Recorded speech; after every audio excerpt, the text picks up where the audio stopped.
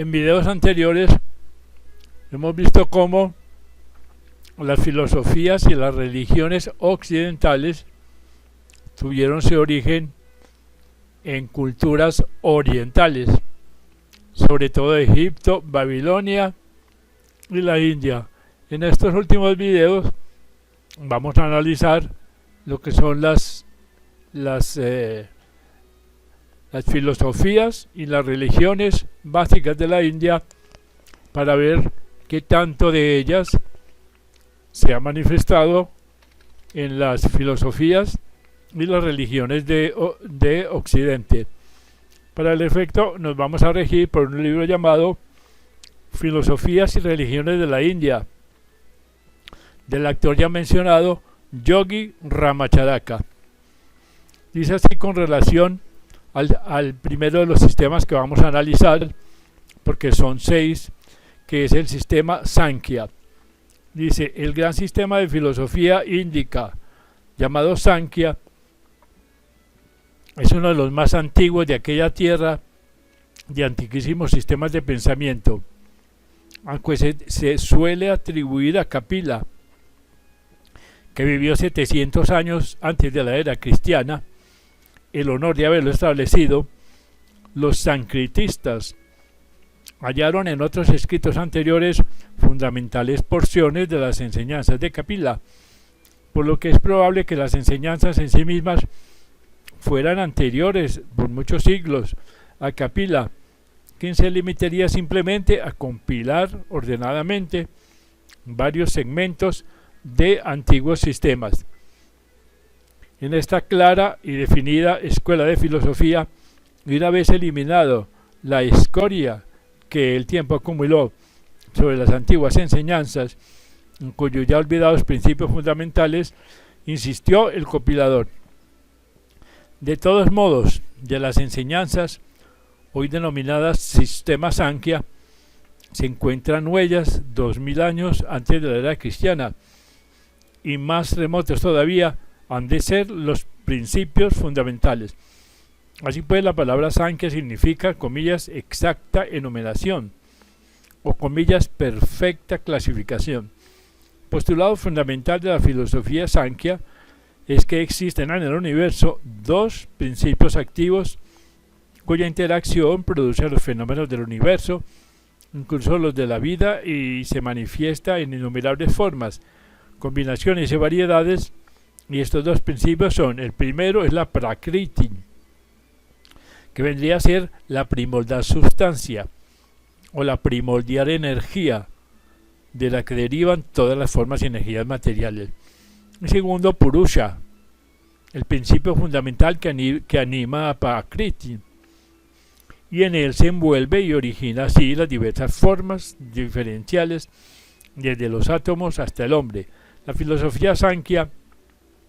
pues concibe a Purusha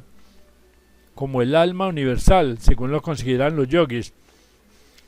pero también como un compuesto de infinidad de átomos espirituales, mónadas o espíritus individuales que en conjunto constituyen una unidad de unidades considerada como un principio. Muy discrepantes son los conceptos de que Purusha y Prakriti tienen quienes han tratado en este asunto, y particularmente los filósofos occidentales, algunos de los que difieren totalmente de la opinión de los más conspicuos exponentes indios de la filosofía Sankhya. Enumeremos los 3 conceptos principales, señalando los errores donde se hallen. Primero, la mayoría de los autores occidentales dicen que el sistema de Kapila es ateo y materialista, porque desconoce la existencia de una suprema potestad, de Brahman o aquello, y admite simplemente 2 principios eternos, el primero de ellos la materia y el segundo el espíritu, dividido en innumerables átomos. Ambos principios serían pues eternos, infinitos, imperecederos, existentes por sí mismos, sin necesidad de una suprema potestad como base o último término. Este concepto es concretamente erróneo, y quienes lo sustentan no han penetrado el espíritu de la filosofía Sankhya, dice este autor. Y fácilmente se explica la omisión de la creencia en Brahman o aquello. En primer lugar, porque ni en las enseñanzas de Kapila, ni en las de ninguno de sus discípulos, nada hay que niegue o anatematice la existencia de aquello. Tan solo se guarda silencio sobre ella, como sucede en el budismo, y el motivo es el mismo en ambos casos. Tanto Kapila como Buda aceptaban la secular doctrina de aquello, por ningún filósofo puesta en duda, y ambos se ocuparon desde luego en el universo fenomenal. Así que si Kapila hubiese querido negar la existencia de Brahman, seguramente combatiera esta doctrina, aduciendo contra ella argumentos acompañados de ejemplos, parábolas y otras pruebas que tan abundantemente emplean los filósofos hindúes. Pero Kapila no menciona el asunto, sino que tranquilamente procede a trazar su sistema explicativo de los fenómenos del universo. Y quienes hayan ahondado en el sistema Sankhya, estén familiarizados con la índole de la mentalidad de los hindúes y sus métodos didácticos, advertirán desde luego que nada hay en él de materialista ni ateo. Así que la inculpación del ateísmo que a los sankhyinos se hace entre los hindúes proviene principalmente de los partidarios del yoga de Patanjali, quienes afirman la existencia de un supremo Purusha, de una superalma universal, y por lo tanto lamentan que los sankhyos no reconozcan su favorito concepto. La inculpación de materialismo pues proviene de los vedantinos, quienes niegan la existencia de la materia considerándola como maya, como una ilusión. Sin embargo, Prakriti es en el sistema Sankhya la raíz, el origen de la materia, más bien que la materia misma, según veremos más adelante. El segundo concepto sobre la naturaleza de Purusha y Prakriti es una verdad a medias y por lo tanto un medio error.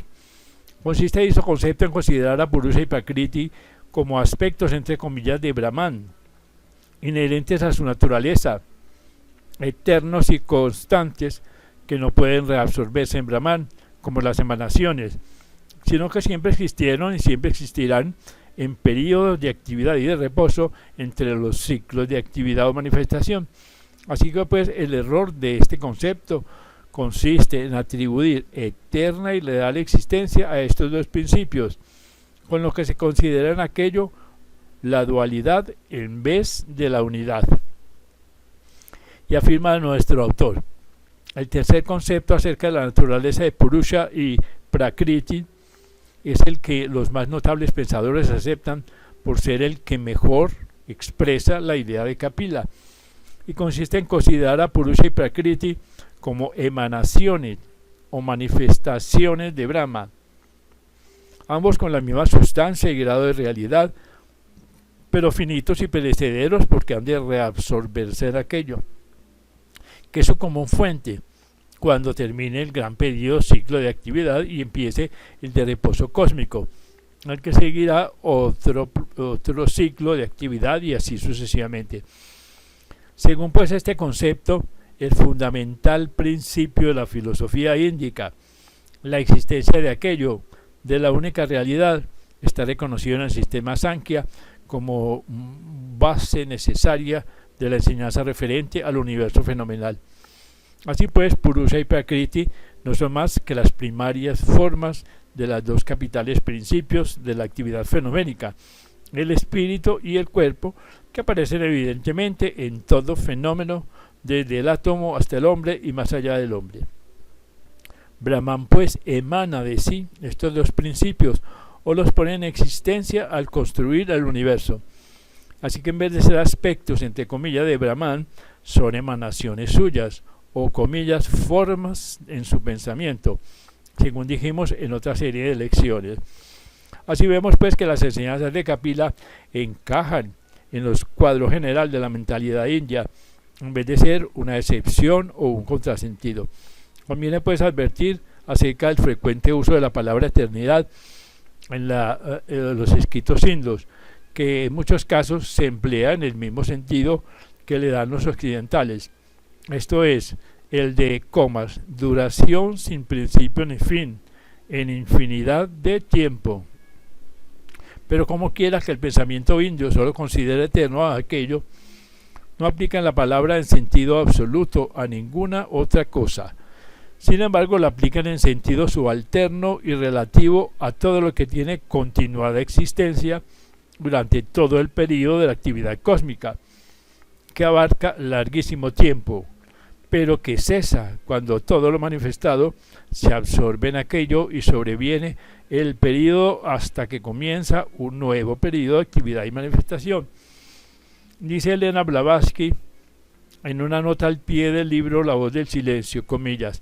la eternidad tiene para los orientales distinto significado que para los occidentales. Ellos la consideran como la duración de un ciclo de la edad de Brahma, esto es, un Mahakalpa, equivalente a una cifra de 15 dígitos de años de nuestro calendario. Y así vemos que al llamar, entre comillas, eternos a Purusha y Prakriti, no se contradice el sistema Sankhya, la absoluta eternidad de aquello, sino que los considera relativamente eternos, pues duran toda una eternidad, o sea, un Mahakalpa. Este tercer concepto de las enseñanzas esotéricas de la filosofía Sankhya concuerda con la comprensión que de ellas tenemos y no vemos motivo de negarle nuestra aprobación. Cualquier otro estaría en manifiesta discrepancia con la tendencia general del pensamiento hindú y fuera contrario a lo que razonablemente opinan los familiarizados con el criterio dominante en la época de Kapila y con los métodos generales a que en todas sus modalidades obedece la filosofía índica. Estudiamos ahora los pormenores de la enseñanza referente a Purusha y Prakriti, de conformidad con el tercer concepto. Según Kapila, pues, no es Prakriti el espíritu universal, ni el principio espiritual del universo en el sentido de una indivisa unidad. Simplemente es el conjunto de innumerables espíritus individuales, o sea, espíritus atómicos enlazados por la atracción y la armonía inmanentes de su común naturaleza, pero libres, independientes, individuales. Así que arguye Kapila que si Purusha fuese el único dividido en innumerables partes, cada una de estas partes serían de la misma naturaleza, iguales en todos los aspectos, sin que manifestaran variedad, siendo así que la infinita variedad es la más señalada característica de la naturaleza. En la filosofía de Kapila, pues, no hay un Purusha universal, no hay un Isvara, no hay un Dios personal, pues como dice un autor, no lo necesitaba, entre comillas, porque con su concepto de la Purusha tenía suficiente para explicar la animación de la materia de conformidad con las leyes naturales. Así que Kapila dice que Purusha es puro espíritu o sustancia, inteligencia trascendental. Dice, es independiente de la mente o de la materia mental y que trasciende todos los atributos y cualidades, pues carece de ellos y en su natural condición no le afectan el dolor, ni el placer, ni la emoción alguna, pues el alma experimenta las emociones porque está incorporada en la materia que tiene mente, órgano de sensación, etc. Y está en su dicha condición natural de pura felicidad, paz y descanso, como si meditara en el, comillas, conocimiento de la nada, hasta que incorporado en la materia, ilumina con su luz espiritual los organismos físicos y mentales con todas sus facultades y está dispuesto a pasar en el mundo físico su existencia experimental o vida personal. Entonces actúa Purusha sobre Prakriti como el imán que magnetiza el trozo de acero y le da fuerza que antes no poseía y que no puede poseer si no se halla en el campo de influencia o inducción. Pero Purusha no tiene volición de sí propio, por tanto no puede manifestarlas sino por medio de las diversas formas y fases de la materia de Prakriti. Así que la involución de Purusha en Prakriti determina lo que se llama un alma, entre comillas, o sea, Purusha envuelto en sus instrumentos y organismos de manifestación y expresión, El alma pues queda sujeta a las leyes del ciclo de existencia llamado en sánscrito samsara, con su cadena de causas y efectos, resultados kármicos y renacimientos. La existencia terrena acarrea dolor al aprisionado Purusha, cuyos esfuerzos se dirigen entonces a liberarse, a volver de nuevo a su estado de bienaventuranza. Por lo tanto, las enseñanzas filosóficas del Sankhya tienen por objeto proporcionar al encarcelado y doliente Purusha los medios de liberación, de suerte que trascienda el samsara, los renacimientos, el karma y la experiencia, y recobre su normal estado libre y feliz, más allá del dolor y el sufrimiento, cuyo físico símbolo es, comillas, el sueño sin ensueños. Así pues, sostiene la filosofía Sankhya que los Purushas se hallaban originariamente en estado de pura existencia espiritual, libres de la atracción de Prakriti, de los deseos de la vida material, pero que seducidos por los hechizos de Prakriti, se sumieron en él, quedaron embrollados en las complicadas redes de la vida material, y aturdidos por su extraño ambiente, perdieron los Purushas su original estado de libre y clara percepción, y los engañó Maya, la ilusión de la materia, haciéndoles dar mil vueltas en el transcurso de su camino por el plano material en que se sumieron. Como la mosca, que luego de chupar la miel elaborada con néctar de adormidera,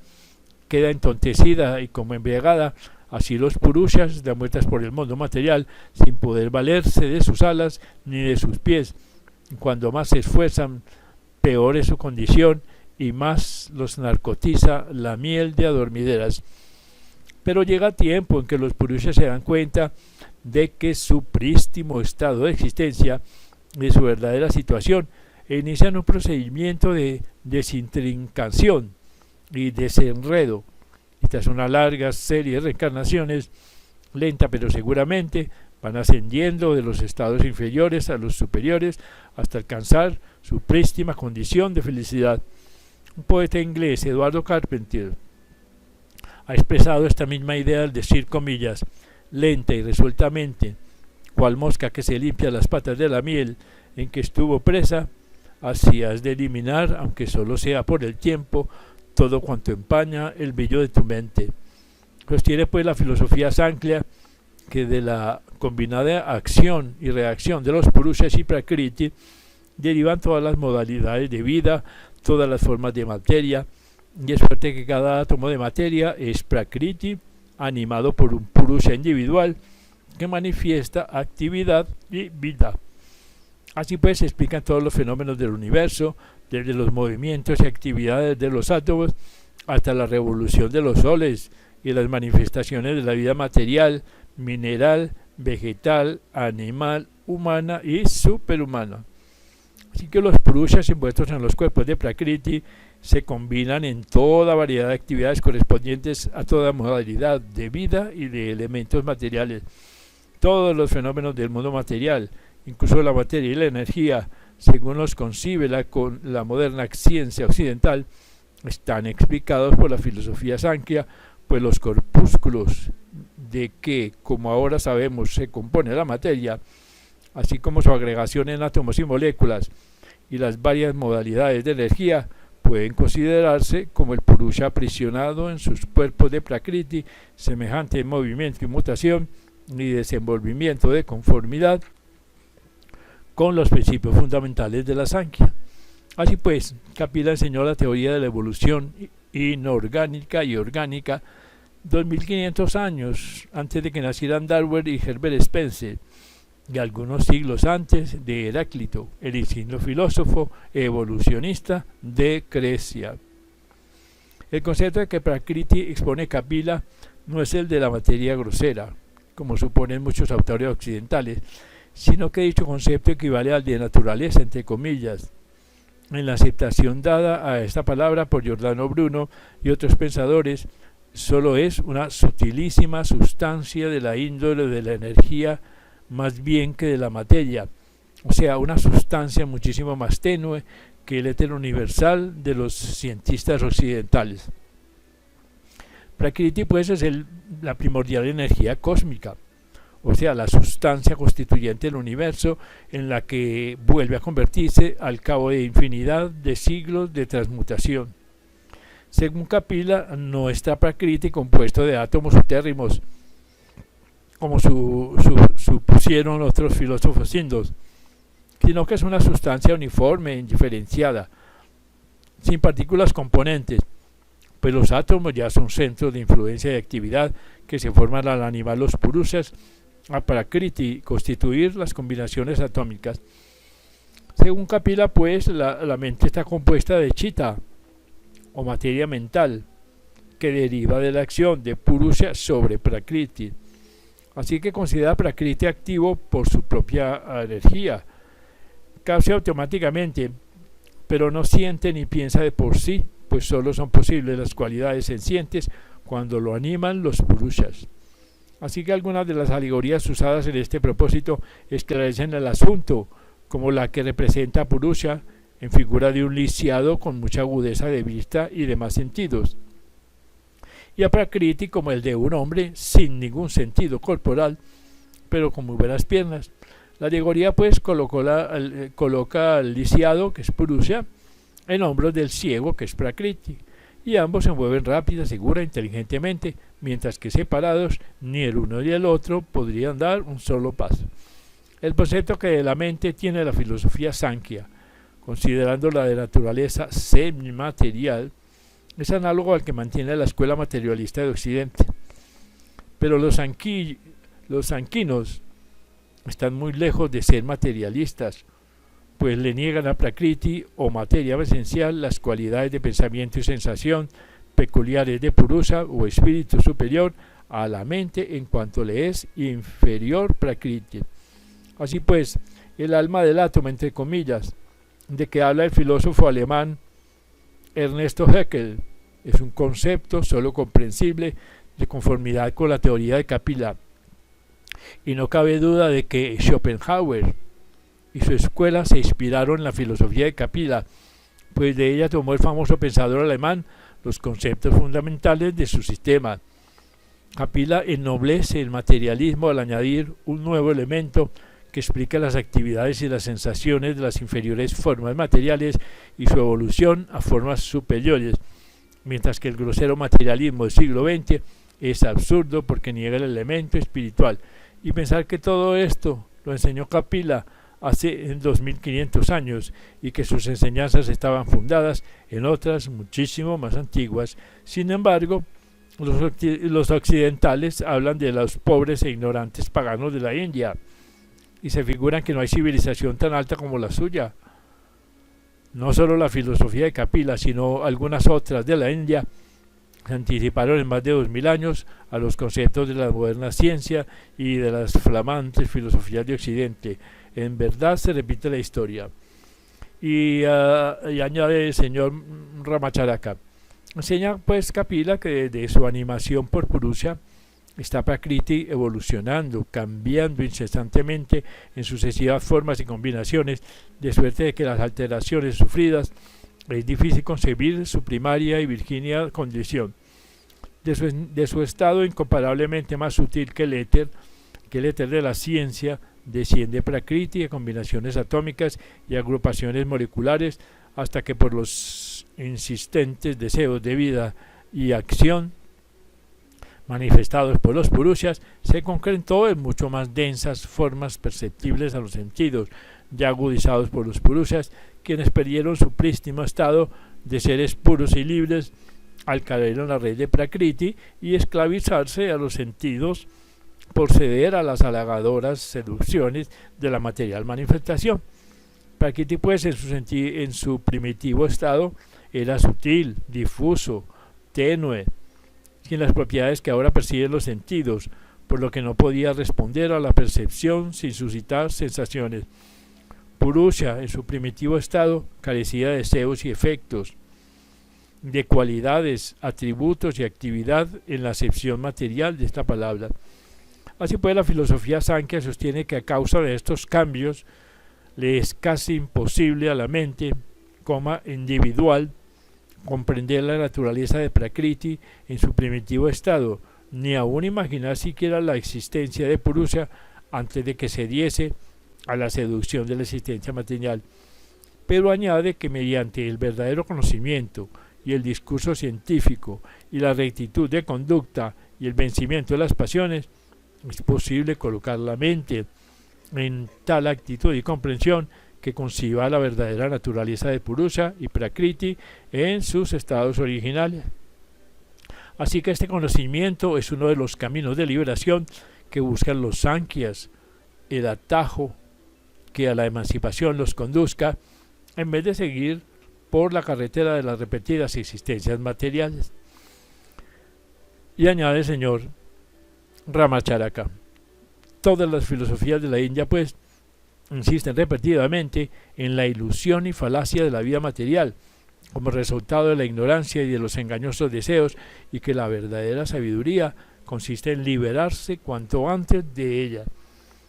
La muerte, pues, no emancipa el alma de la vida corporal, porque el karma la sujeta al renacimiento.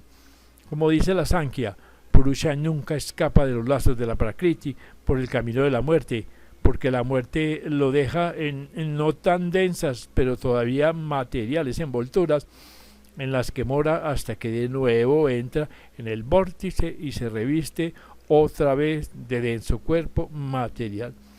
No hay salida por el camino de la muerte, únicamente la hay por el camino de la vida. La salida se encuentra mediante la rectitud de conducta combinada con la adquisición de la sabiduría, para que de esta manera el espíritu reconozca su verdadera naturaleza, su primaria condición, así como también la verdadera naturaleza y significado de su prakrítica envoltura. Análogas a las enseñanzas budistas son los Sankhyas, pues ambas afirman que la existencia material no es peculiar del espíritu, quien por consiguiente nunca está del todo satisfecho ni es feliz en la vida terrena, sino por el contrario, siempre desea algo más de lo que posee y anhela estar en punto distinto del que en aquel momento se halla. Así que continuamente clama por más variedad y mudanza, por algo nuevo, por sitios diferentes, y cuanto más adquiere, más ambiciona. La posesión mata el deseo, engendra el deseo de nuevas cosas. Que busca la felicidad en las cosas materiales, persigue un fuego fatuo que jamás logra alcanzar. La única felicidad verdadera dimana de la renuncia de las cosas materiales y la contemplación de la lejana tierra de los deseos del alma. Así que la tierra de la perdida morada del espíritu. Tal es la enseñanza de Kapila, el insigne Sankhya, y se le exhorta a la mosca que se desembarace de la miel, que liga sus patas y prisionera la mantiene. Es la miel de adormidera que parece dulce, pero que tiene dejos de amarga ponzoña. Así pues, el tema Sankhya es más bien de índole filosófica que religiosa, y se ocupa principalmente en el análisis y explicación del procedimiento por el cual Prakriti, animado por Purusha, se diversifica en los fenómenos del universo material, incluso las manifestaciones de vida. Kapila pues reconoció la existencia de los átomos materiales, según expone Kanada en su sistema Vaisheshika, aunque con el reparo de que los átomos materiales no son, comillas, cosas por sí mismos,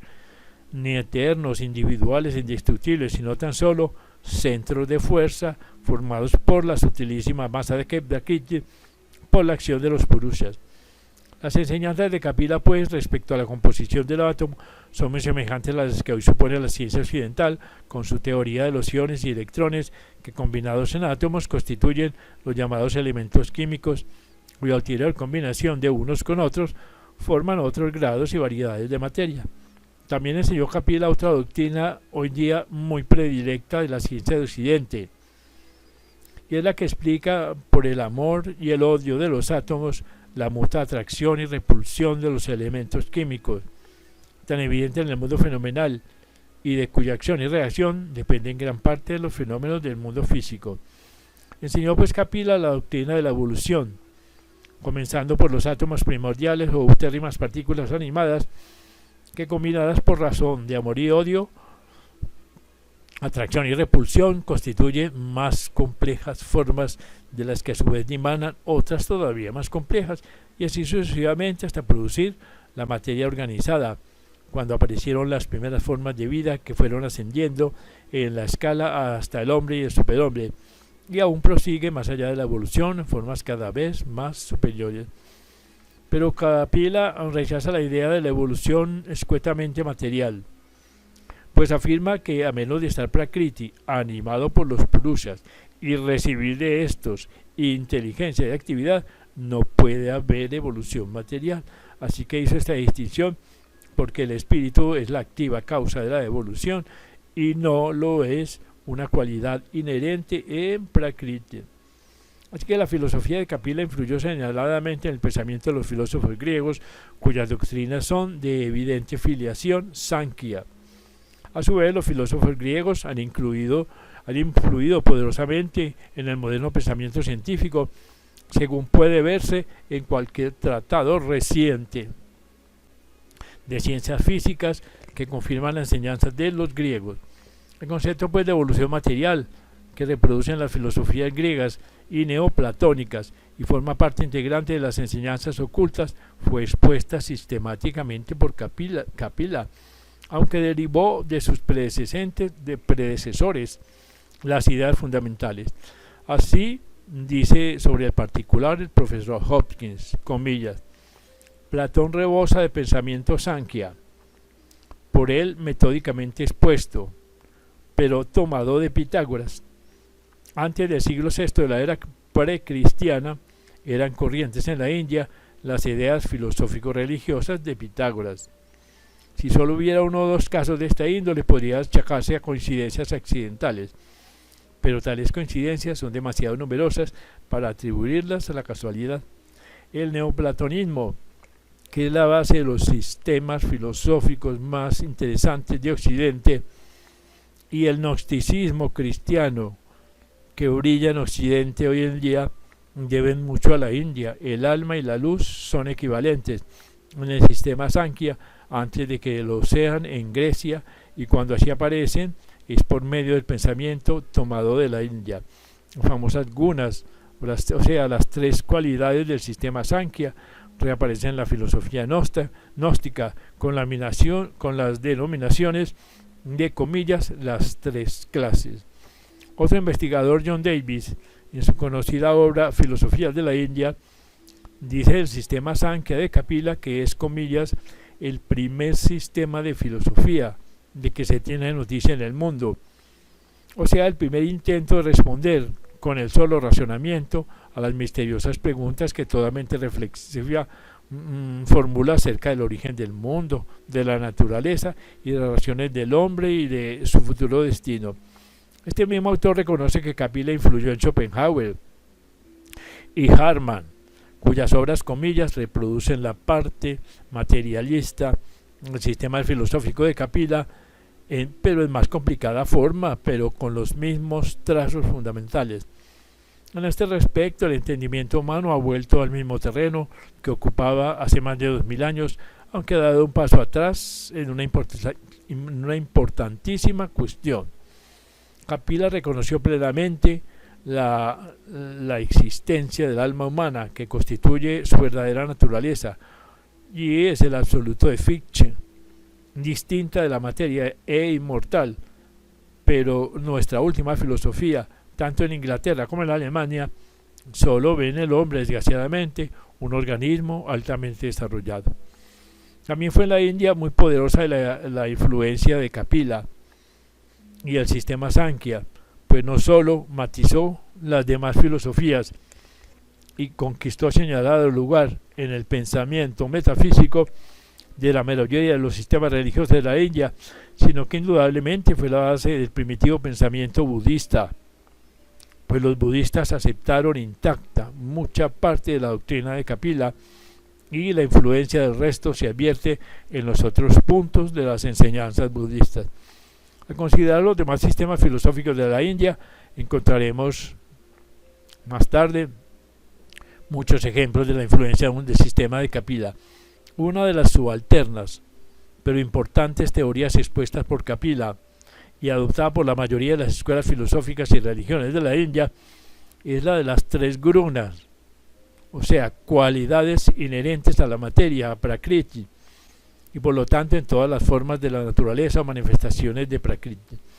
Están inherentes en igualdad de proporciones, es decir, que están equilibradas en la naturaleza. Sin embargo, en las manifestaciones de la naturaleza o formas de Prakriti,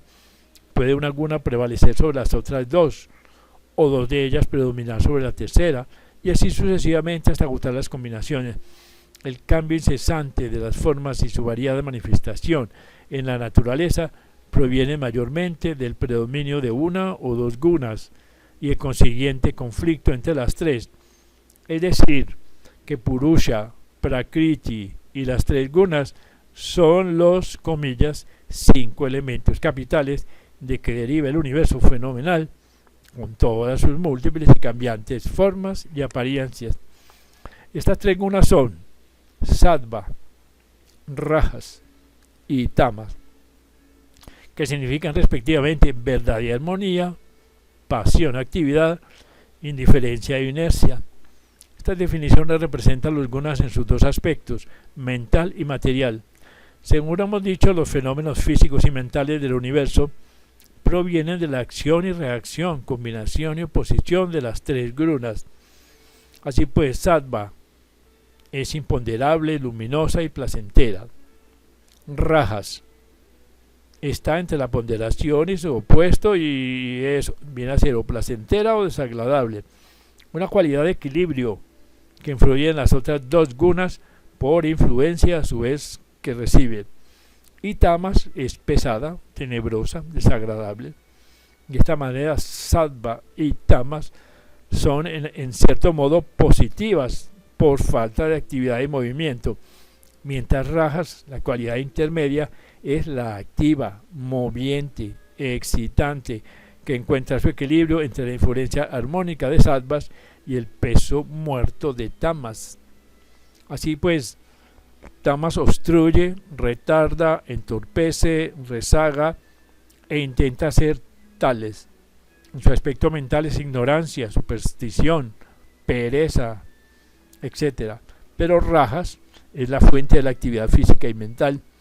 y pone en acción la mente y todas las fuerzas de la naturaleza.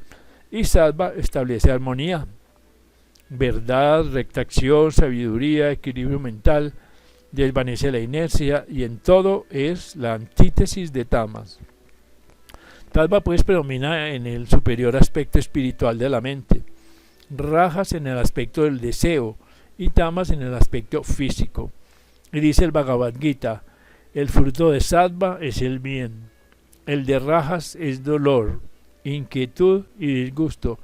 pero el de Tamas es ignorancia, estupidez e inercia. Así que de Sattva dimana la sabiduría, de Rajas el deseo, de Tamas el error, la ignorancia y la pereza. La filosofía Sankhya pues demuestra que los gunas se manifiestan en todos los planos, en toda clase de fenómenos, el amor y el odio de los átomos, el dolor y el placer de las sensaciones,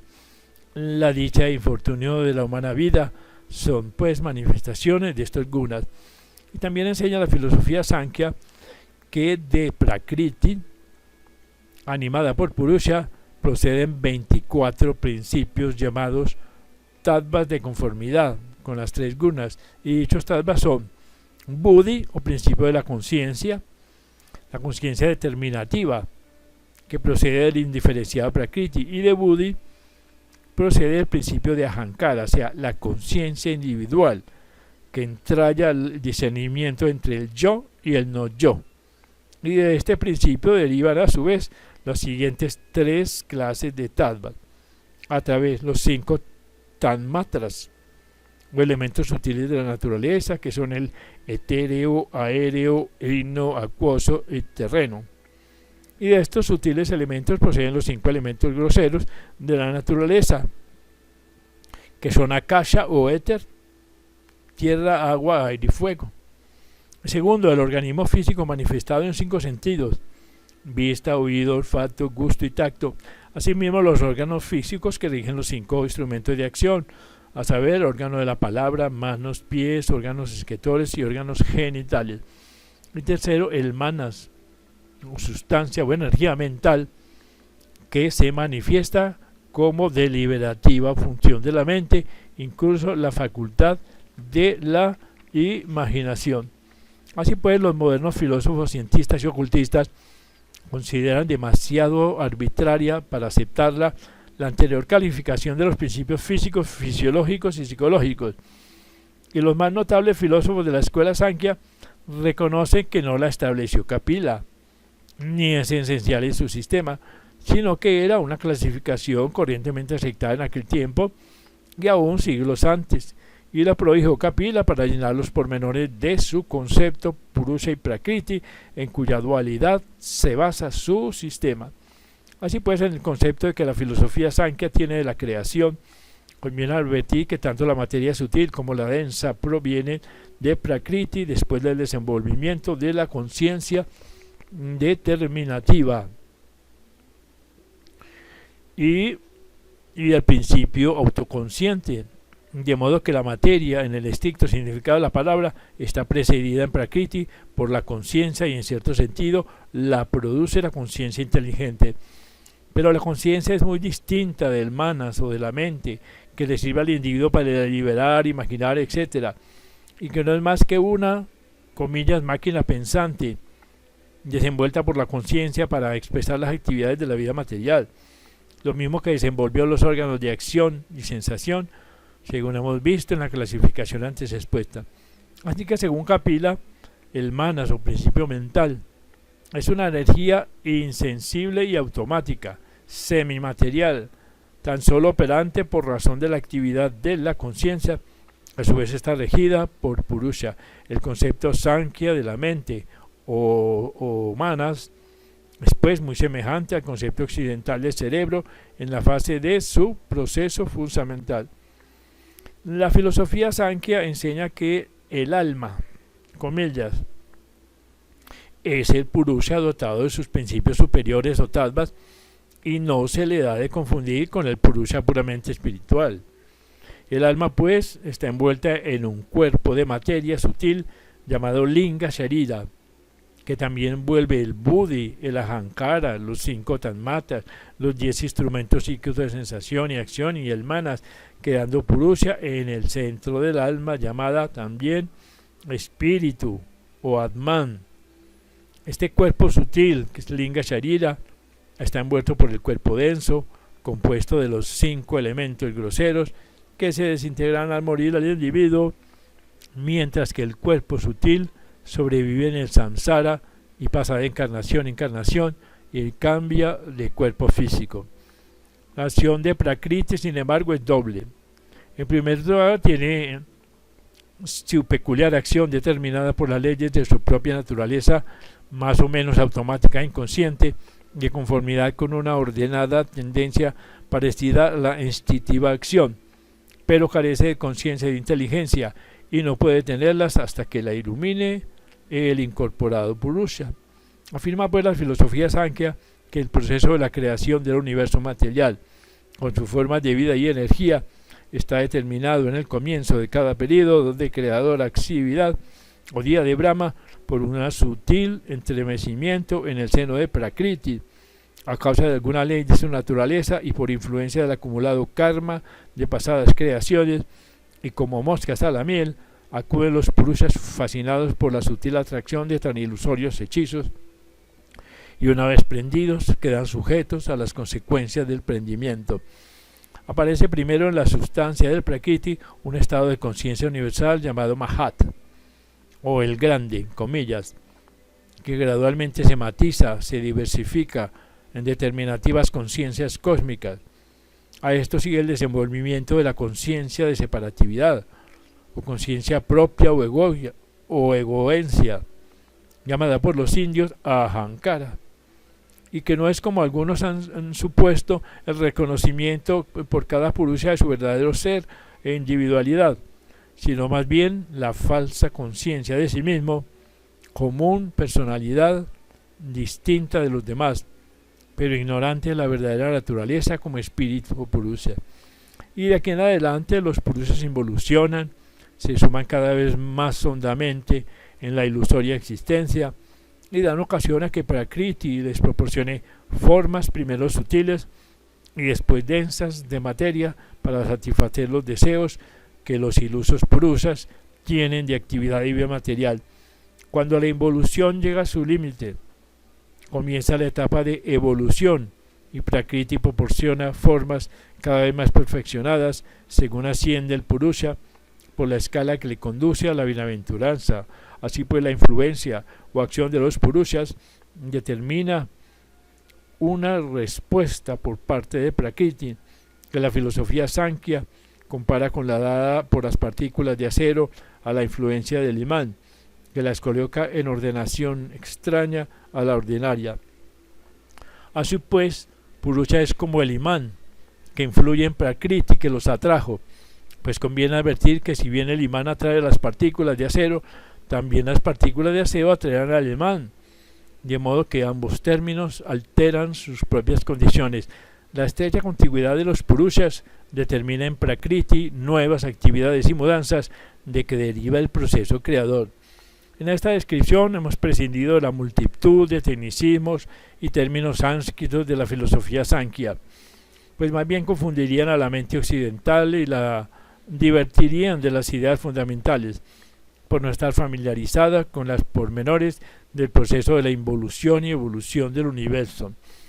Pero tal es el sistema de Sankhya o de Kapila, expuesto con la posible brevedad y sencillez. Quien haya leído nuestra lección de filosofía yoga, en que dimos las enseñanzas esotéricas de la escuela ecléctica de la India, podrá discernir entre los puntos de coincidencia y los de discrepancia de la filosofía Sankhya respecto de otras filosofías. Kapila representa vivamente la inmersión y aprisionamiento del alma en la materia y acompaña la representación con poética simbología que facilita la comprensión de la idea. Leídas pues a la luz de las enseñanzas esotéricas, las doctrinas de Kapila, aparte de su indudable interés histórico y filosófico, son sumamente a propósito para asimilarse las verdades de la filosofía índica, pero también se echará de ver en donde el sistema Sankhya no acierta a expresar los conceptos superiores y en donde se extravía por tortuosos caminos, que se verán más tarde. Así pues, Kapila prescinde de la existencia de aquello, de Brahman, para Brahman, o lo absoluto, pero no lo niega, y se contrae a examinar el, entre comillas, cómo de la creación, de la creadora actividad de la vida y de la existencia fenomenal, obra ciertamente importantísima, pero no es la más importante. Además enseña que los purushas individuales existían antes de la creación del universo, antes de que se asumiera en Prakriti con separada existencia, mientras que según nuestras enseñanzas, en el acto de la gran manifestación, el absoluto proyectó su espíritu en la materia y al iniciarse la ordenada evolución, la tendencia hacia la expresión individual dio origen a las almas individuales que hasta entonces habían constituido solo una unidad. Sin embargo, Kapila de todas maneras nos dio una idea maravillosamente clara del desenvolvimiento de la conciencia personal, de la egoencia o ahankara procedente de la consciente vida universal, o sea, el buddhi cósmico, a su vez procedente de la universal conciencia espiritual o mahat, en la que los purushas se reconocen en la, comillas, unidad de los muchos, que fue su primer paso al entrar en Prakriti después de salir del estado de espíritu puro o purusha virginal. Y termina el autor diciendo: la comparación entre ambas enseñanzas dará a conocer sus analogías y relaciones. A nuestras enseñanzas poco dijimos acerca de los gunas, que hemos descrito al exponer el sistema Sankhya, pero indicamos que su concepto era familiar al pensamiento indio, y tratamos de ellas en general como parte de las leyes de la naturaleza. En efecto, las enseñanzas esotéricas afirman que los gunas son un concepto poético, una idealización de las fuerzas naturales en vez de ser principios distintos de por sí, como Kapila y otros filósofos enseñaron. Rigón, pues, aún el mismo Kapila admite que los gunas son entre comillas, cualidades o fuerzas de la naturaleza, es decir, fuerzas de Prakriti, pero no, entre comillas, cosas por sí mismas, como muchos Sankhya's creen que son. Este pues es una síntesis